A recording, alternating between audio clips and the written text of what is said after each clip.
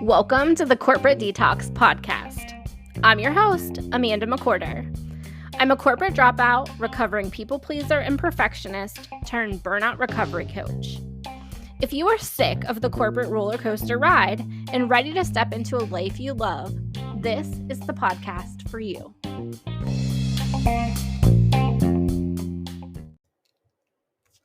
Welcome back to the Corporate Detox podcast. I'm your host, Amanda McWhorter, and I am so excited to bring you today's episode.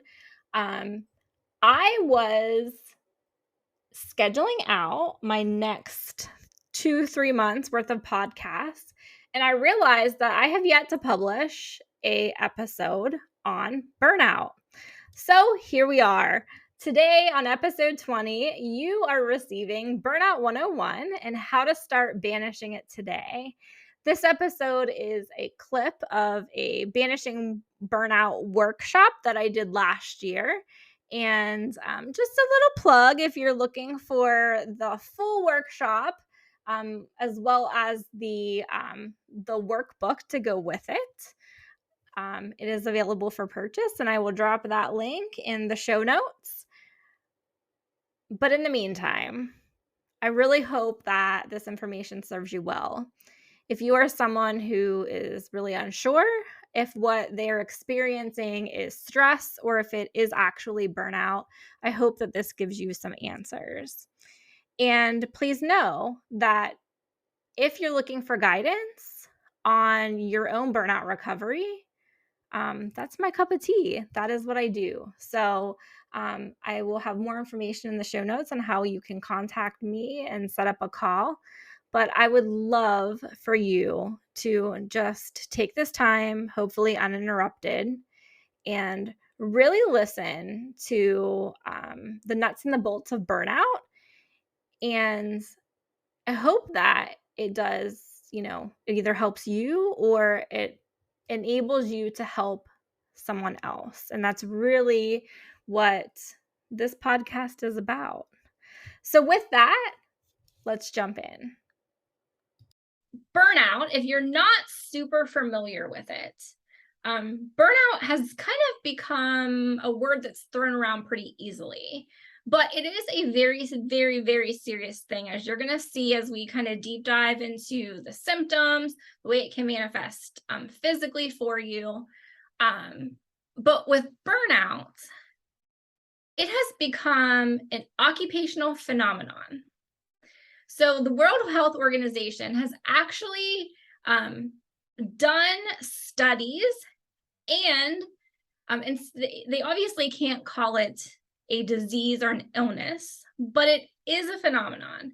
And that really brings to light that it is as much of an organizational problem as it is an individual problem.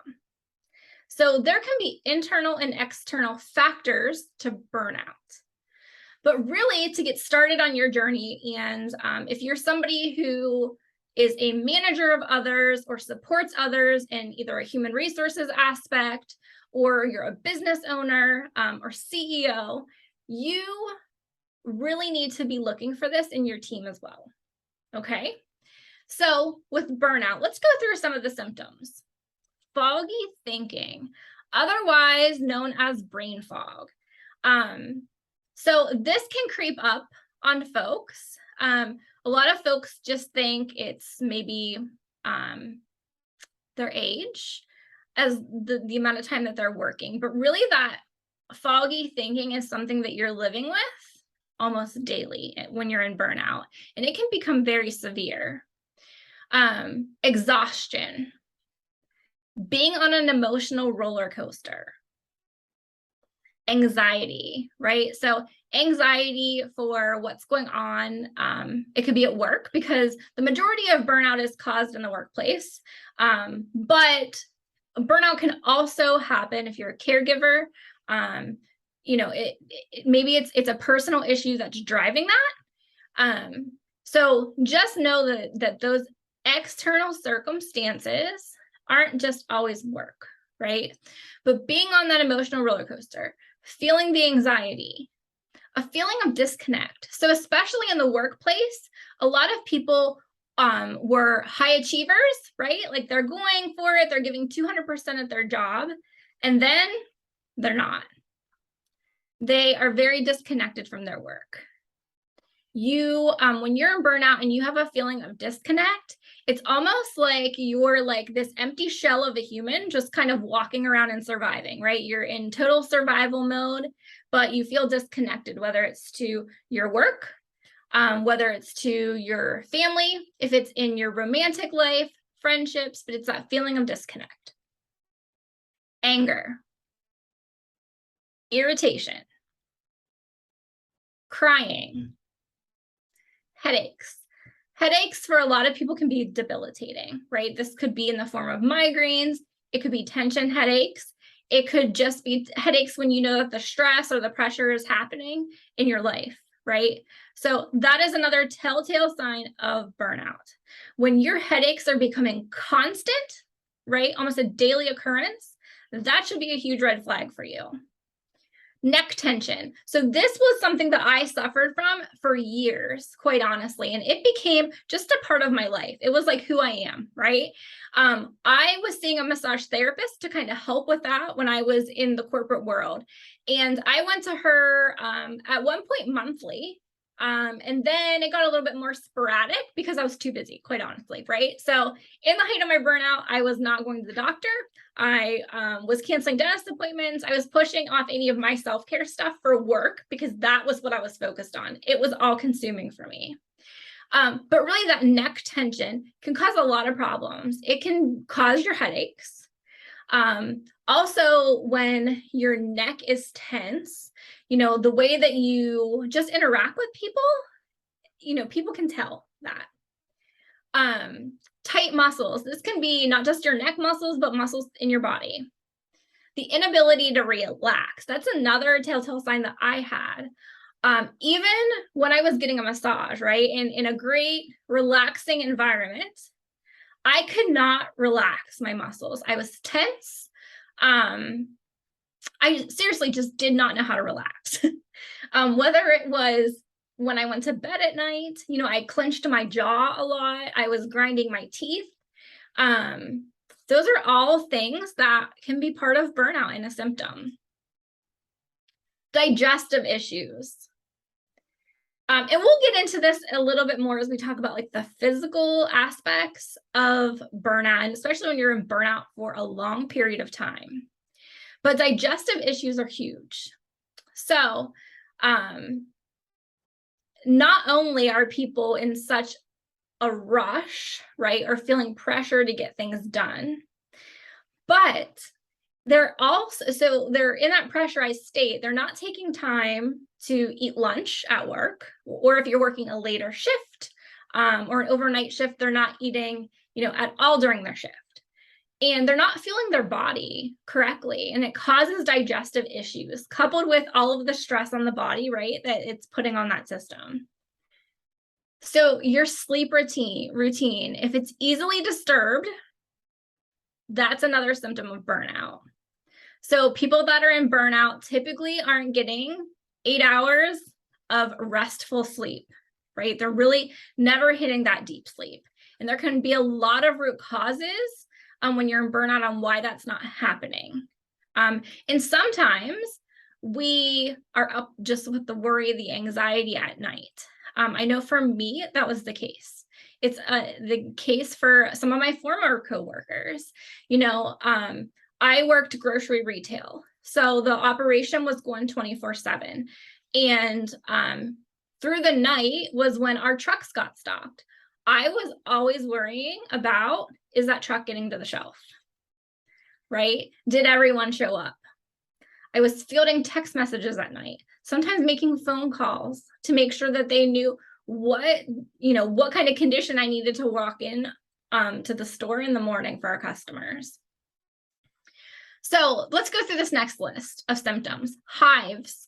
Hives can be a big symptom of burnout.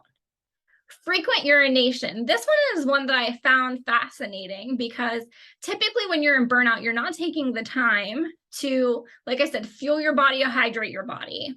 So regardless on whether you are drinking a lot of water or not, you could be urinating frequently. And that is a symptom of burnout. Having a bad taste in your mouth, and this is not, I'm not like, not figurative speech on this, like a real bad taste in your mouth. Having bleeding gums, dry mouth, severe skin conditions. Here's one that I feel is a pretty severe one, but it still shows up in people in burnout. Hallucinations. Think of how bad your burnout has to be to experience that, right? Continual anger or bitterness. And that doesn't mean just in the area that might be fueling your burnout, right? So if your work and your career is fueling your burnout, you could, be carrying that anger and that bitterness over to your home life. Hair loss, hormone dysfunction, vertigo, and panic attacks.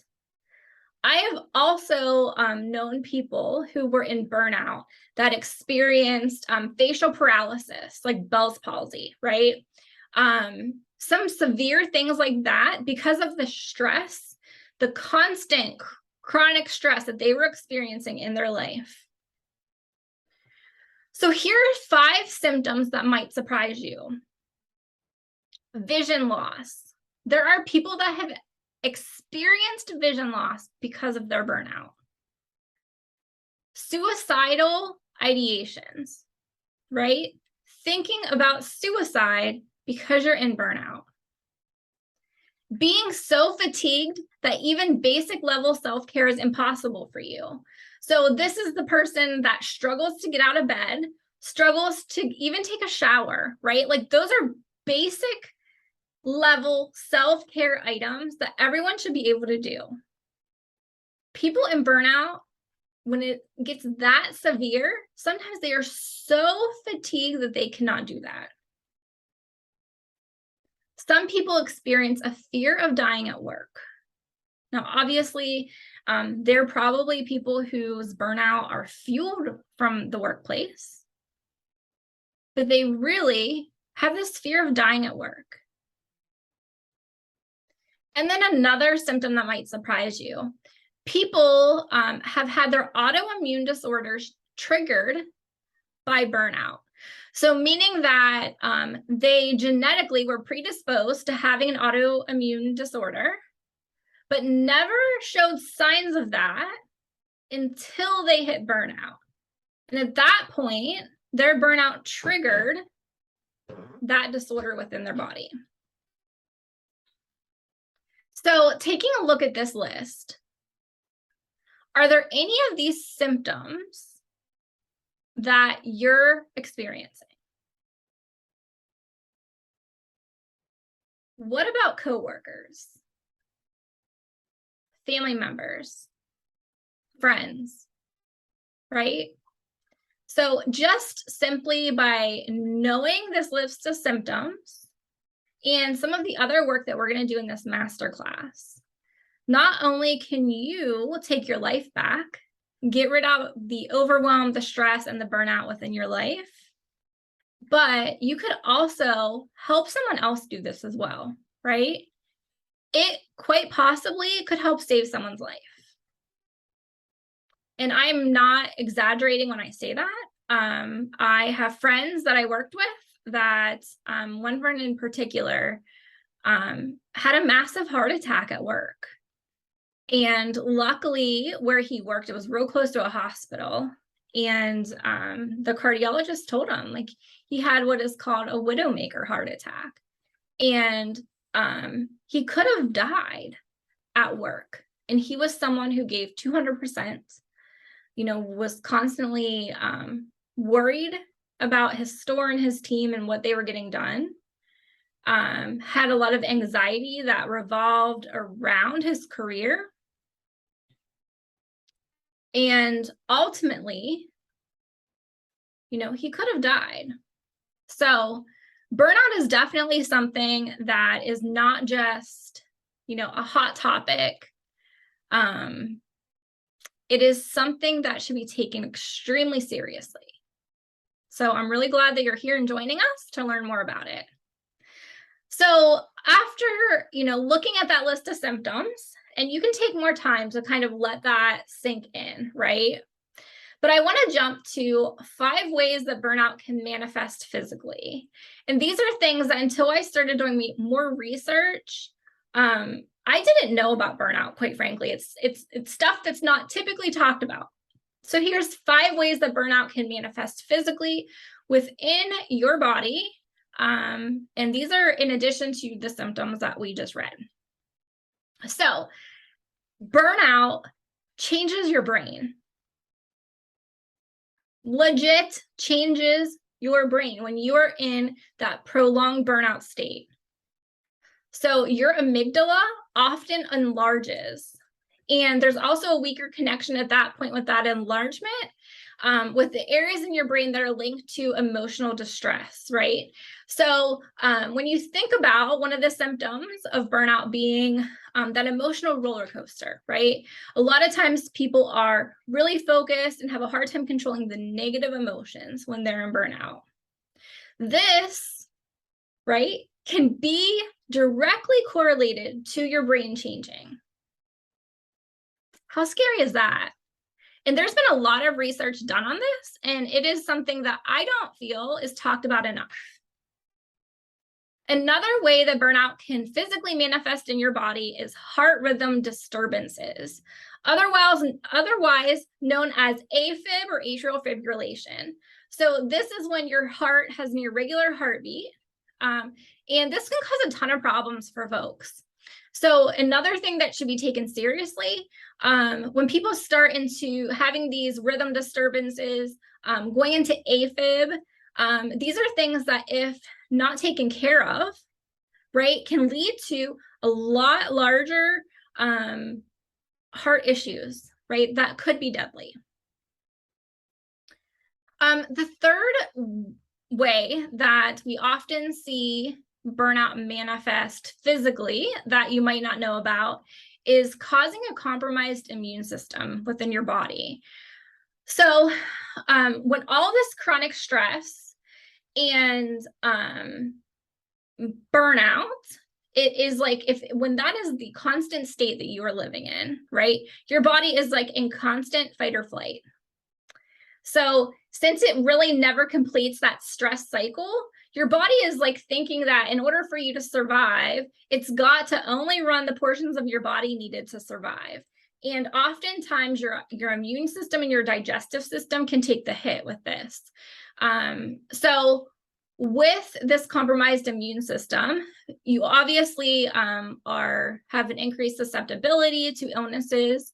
But also it can cause a possible exacerbation of current and underlying illnesses that you might have that could be minor now, but your burnout could really cause them to flare up and become larger problems in your life. The last 2 that we're going to talk about are really around hormone dysregulation.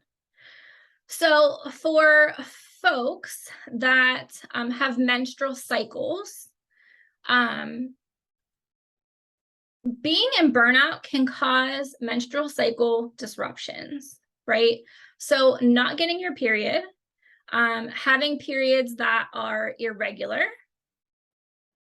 And this is yet another system, right, or cycle that your body is kind of shutting down because it's just trying to survive. In some folks, it can throw you into early menopause, right? So having your cycle disrupted so much and your hormones so out of whack that some females are thrown right into menopause at an early age. So these were 5 physical ways that burnout can show up within your body. And I'll tell you, on all the the articles that I read, these 5 typically aren't in there. So I wanted to make sure that we touched on that this evening. And that is something that you are arming yourself with, right? Arming yourself with that information, but also that you can share that with others to help educate everyone around you of really just how devastating burnout can be for your life and the people around you if it's not handled, right? So let's jump to a framework. So within a little over the last year, I have been focusing my business on corporate detox coaching. And really what that comes down to is most people that come to me for that coaching are in burnout. They're experiencing burnout. They're at a place in their life and their career where they've been in burnout probably for some time and they're unhappy, right? They know that something's got to change, whether they stay in that career or they leave that career. They know that something's got to give. So really through my work with these clients and through my research and just, talking to friends and family, there's so many other people out in the world that are suffering from burnout, and they don't necessarily have to be in the corporate environment. So in the last 2 months, I've expanded my coaching business to include burnout recovery coaching, and not necessarily for folks that are just in the corporate environment. So with that, with my coaching, there's a framework that I use with all my clients. And I wanted to go through this today because I do think that it's very valuable for you to know. So if this is the only, burnout coaching that you do is this masterclass tonight, this will give you a solid foundation and kind of a roadmap on how you can DIY your own burnout recovery or help others in your life. So the very first step that needs to happen with someone in burnout is nervous system regulation. So I moved this up to the very first thing that I do with the work with my clients, because I've tried different things, and really until we get their nervous system regulated, you cannot make progress in other areas. So what do I mean by nervous system regulation? So think about it. If you're in burnout and you are suffering from chronic stress, you most likely are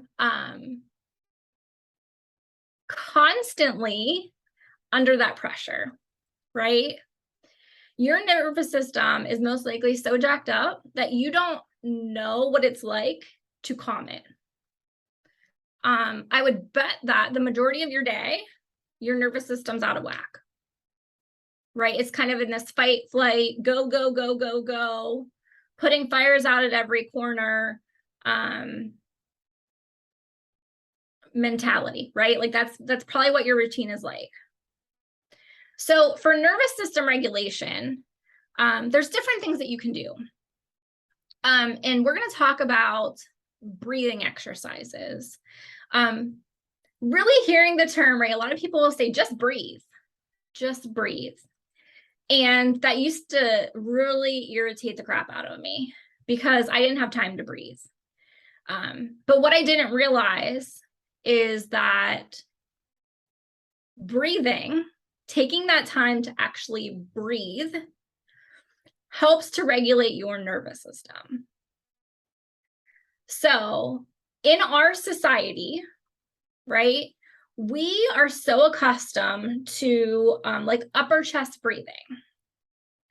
And really this goes back to because in society we have like this, there's this picture or this standard of a flat stomach is what is acceptable. And when you're breathing into your belly's not flat. So for a lot of people, belly breathing, doing that deep breathing can be uncomfortable just because of, how they've grown up, how they've been conditioned, how our society is. But really taking time to practice and refine your deep breathing skills will immediately get you to start dropping into a regulated nervous system, right? And into regulating your body, regulating your stress levels. And the way this happens is when you can breathe deep into your belly, right, into your lower lungs, and into like all the way down. This helps to regulate your vagus nerve. Okay. And that is really like the key to getting out of fight or flight. So it helps to close that stress cycle, get you to calm down, and be able to think clearly, make good decisions, and keep all of your body systems moving. So, deep breathing, you can start out, if you're someone that has not done deep breathing exercises, you can start with a very, very easy 4-4-4 method. When you're doing deep breathing, right, the best way is to put your hand on your stomach, put one hand on your stomach, you can do one hand on your heart. And when you do that, you are going to breathe in through your nose, okay? Breathe in through your nose, inhale. And when you inhale, you're going to kind of push all that air into your belly. And we're going to inhale for a count of 4. We're going to hold it for a count of 4. Then we're going to exhale through our nose for a count of 4. Hold it for a few seconds and do it again. Inhale.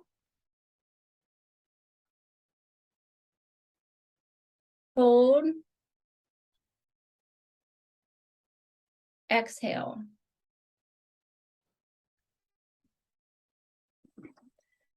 Like I said, if you're someone who doesn't typically do deep breathing, you might not be able to hold for 4 seconds. You might not be able to inhale for 4 seconds. You might not be able to exhale for 4 seconds. So start out with whatever that amount is. Try to work up to 4 seconds, okay? And you're going to repeat that cycle. In for 4, hold for 4, out for 4, hold, repeat. You're going to repeat that for 60 to 90 seconds, okay? Now, here's the thing. When you're trying to regulate your nervous system, this is also a really good time for you to put yourself first. When we're in burnout, a lot of times we don't do that, right? We just don't do it. So I set alarms on my phone for breathing breaks. But as you can see, I set an alarm for 8 o'clock in the morning, again at 11:30, 2:30, 3, 5:30, and then 9. Today I didn't do very good with my breathing alarms, I'm going to be honest. This is going to be one of the things that I recommend that you can start doing today. Really taking time to take breathing breaks throughout your day. Another data point for you can be, observe how you act when that alarm goes off. Are you really making yourself a priority and putting yourself first? If not, it's something to observe and learn from, right? Don't be hard on yourself. Don't judge yourself. Just try better next time. So another way that you can regulate your nervous system is through meditation, right? Having a meditation practice. A lot of folks can start out with guided meditations. Some folks have, meditation time where they sit in silence and they don't do a guided meditation. Personally, I prefer guided meditations. It's what kind of keeps my brain from racing. I notice when other thoughts are popping in easier, so I can kind of, push those to the side and really kind of sink in and enjoy the moment. So meditation is yet another way that I suggest my clients start regulating their nervous system. So the second part of my burnout recovery framework is redefining success. So in this part, this is where you are really going to start looking at your values, what matters to you, what is fueling your burnout. So there's a couple ways I go about this with my clients. In my coaching, we go through what is called the vision integration method, and it is a proprietary method that we go through that really kind of looks at all different areas of your life and rates them, right? And really it's showing you what you have to to be, do, and have. So for you guys, I'm going to suggest that you start out making a list of things that you resent. So I'm sure you've heard of people that write down what they're grateful for. The reality is when you're in burnout, it's hard to come up with things that you're grateful for. So really being able to list the things that you resent, that you don't like, that you hate, however you want to term it, is going to help you really get a good snapshot of maybe what is fueling your burnout, but also areas of your life that you want to change, right? Because if you don't like it, if you're resentful, if you can't stand something, that's not part of living your best life, right? Living a life that you love, you don't want to carry that into there. So redefining success will really help you with drawing boundaries, right? Making decisions around your energy and coming up with what your values are and being honest with yourself about what doesn't align with that. Another part of redefining success could very well be around how you work. And with this, I'm going to speak from personal experience, right? Redefining success for me was realizing that to be successful in life, it doesn't mean that I'm making six figures. It doesn't mean that in order to be successful, I have to work 50 hours a week or more, right? So I had to figure out, like, what does success really mean for me at this stage of my life? And that's how I've built my business around that. So that is the second step in the framework. The third step, like I said, is aligning that to your vision and your values, right? So once you see what does success mean for you, you have that list of things that you resent, then you're really going to start putting things in place, right? With your vision and your values, what needs to change? And you need to start with small changes when you're in burnout. This is not a sprint, right? This is a long game. This is something that is going to take you a while. It took you a while to get to this state in burnout. It's going to take you a while to recover from it. So being able to kind of put those pieces together to start living the life that you love is the middle of our framework, right? It's the third step. So once you start identifying those things is really when you start the recovery and the healing process. Once you can start putting small things into place, right? You've regulated your nervous system. Then you can start digging into things such as the physical effects, right? Maybe this is getting lab work done. Maybe this is seeing your doctor more often and talking to them about burnout. But really, what do you need to heal and recover? Okay. And then once you've gone through that recovery and that healing stage, and you're starting to really feel yourself again. When I came out of burnout, it was like I was a whole new person. I hadn't felt this alive in a long time. Now, I'll be honest with you, there are times my burnout totally just kicks my butt.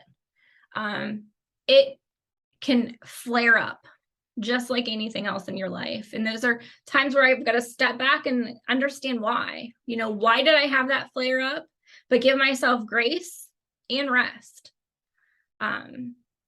So once you hit the prevention stage, this is really where you definitely need less support if you're looking for outside support on this journey.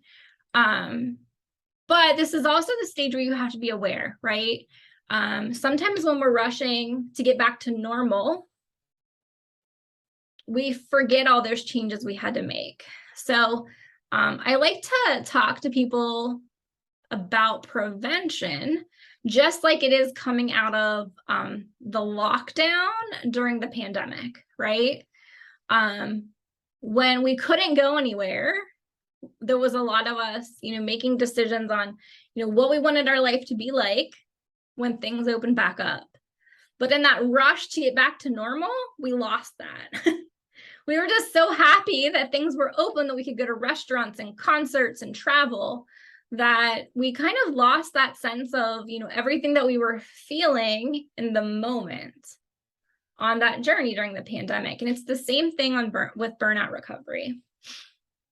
Okay, so back to 5 things that you can start doing today to begin your burnout recovery journey. And I tried to keep these 5 things simple, right? And we've talked about some of them already, but I'm going to go over the 5 things because I really think that this is really the magic when it comes to this masterclass, right? Being able to walk away with tangible things that will impact your life.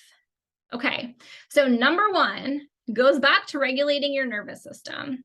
So the first thing I want you to start doing is take breathing breaks throughout your day. Set 5 different alarms on your phone each day.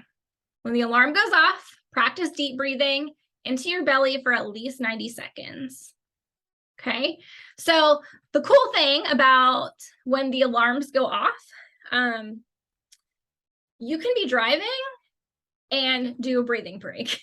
You can practice deep breathing, keep your eyes open, keep driving, right? Like, don't take your hands off the wheel, but you can be breathing into your belly and regulating your nervous system when you're doing things like that. I've done it in the middle of grocery shopping. I've done it while I've been on Zoom meetings with clients. I have ignored my alarms and then regretted it. So just make sure that you're kind of using that as, like I said, a data point, a learning experience, right? How many times are you not putting yourself first because of something else?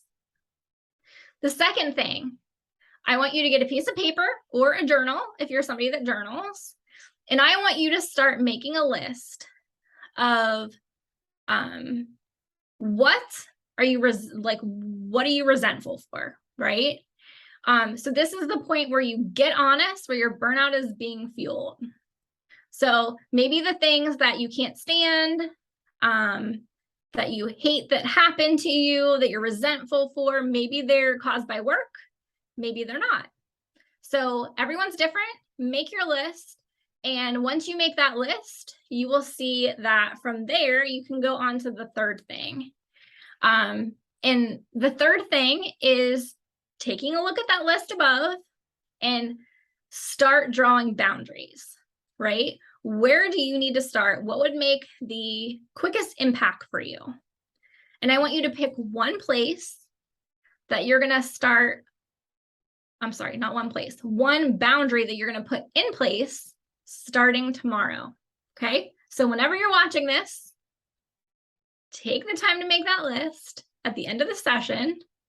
And I want you to pick one boundary. It can be so ridiculously small, but every small step leads to big change, right? So one boundary that you're going to put in place that's going to help prevent burnout or get rid of it in your life. The fourth item that you can start doing today is fueling your body well. And when I say that, you might have rolled your eyes. Do not skip meals because you are too busy or too stressed. When you do that, it causes more harm to your body. Okay? So drink your water and make sure that you're eating enough protein to help with your energy levels. This was something on my journey, and I'll tell you, I'm gonna be honest, I still struggle with this to this day. So as I fill up my schedule with things, right, not just in my business, but just in life, drinking water goes to the wayside, and making sure that my protein intake goes to the wayside. Now, by protein intake, I am not talking about like a high protein diet. I am talking about looking up how much protein should you be eating every day, right? Like, what's the amount that you should be putting in your body every single day? What is that ideal amount? I, know what I've been given by coaches that I work with. I'm not going to put that out there because everybody has their, their person that they like. But I want you to do that quick research. And if you don't know what it is, How can you start getting more protein? For me, the easy way is a protein drink. I like just to throw some shakes together. It's easy to get the ones that are already pre-made. You can have that at work. You can get protein bars. Heck, there's protein chips. There's all sorts of stuff these days. So just take a good look at that, because when you're not eating enough protein, that is going to not help your body recover. And you will see that when I'm not getting my protein intake in, I know it because my energy levels are lower. So the fifth thing, get a good night's sleep. Right now, if you're experiencing burnout, you are probably lucky if you're sleeping 6 hours. And I can guarantee you that most of that time is probably not a good sleep. So in order to allow your body to recover, right, you have to rest. So make 8 hours of sleep your goal every night.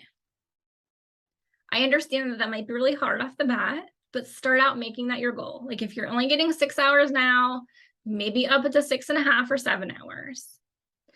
The two things with that you can start doing immediately is reducing your screen time at least an hour before bed, and making an attempt to charge your phone somewhere other than by your bed.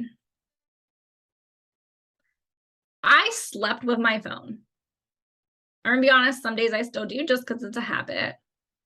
But charging your phone either on your dresser, maybe in your closet, in another room. You can still have your ringer on in case someone needs to get a hold of you through the night, but make it to where you can't just like roll over and grab your phone and scroll through the night if you're not sleeping. Okay. So reducing that screen time, putting your phone in another room or just away from your bed. And if those two things, if you see that those are working for you, start looking into other ways, like other routines that you can have for a good night's sleep. For some folks, it's taking a warm bath or a hot bath before bed. It could be eating a little bit of protein before bed. There's all sorts of stuff that people do. I am to the point some nights I have a red light that I sit in front of. It's a red LED light. And if I travel, I have these red sunglass looking things that I wear about 15 minutes before I go to bed. And it kind of helps my brain shut off. But that's the point that I was at in my burnout. And those are the extent that I had to go. So 5 things. I can't wait to hear about, how those go for you.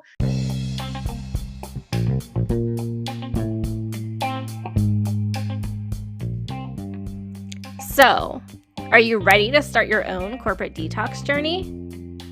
Well, if you are, make sure that you check out McWhorter.net for different ways to work with me, as well as some freebies that could help you get started. If you're on social media, follow me at Amanda K. McWhorter on Facebook, LinkedIn, and Instagram.